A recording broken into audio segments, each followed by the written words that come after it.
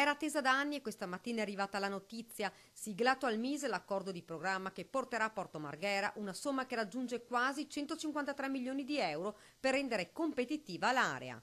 Presenti alla firma ufficiale il ministro dello sviluppo economico Federica Guidi, il governatore del Veneto Luca Zaia, il sottosegretario all'economia Pierpaolo Baretta, il commissario straordinario del comune di Venezia Vittorio Zappalorto ed il presidente dell'autorità portuale Paolo Costa.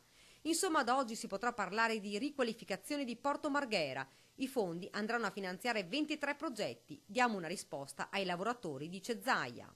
152 milioni di euro, 20 milioni dei quali messi dalla Regione, 23 progetti, viabilità, intervento su aree e quindi una risposta concreta agli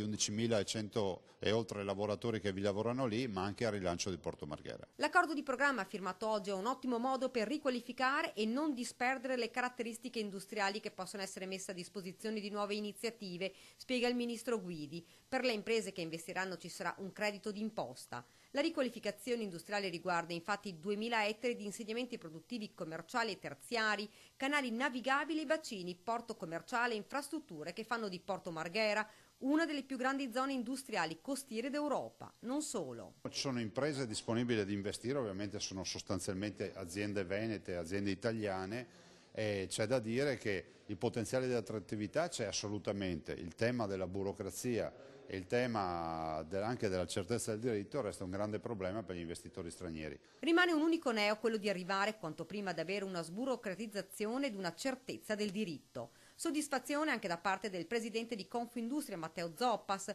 Per la prima volta ci troviamo di fronte ad un accordo che mette concretamente a disposizione di Porto Marghera risorse pubbliche per realizzare in un tempo definito una serie di progetti in grado di migliorare e riqualificare a livello infrastrutturale buona parte dell'area.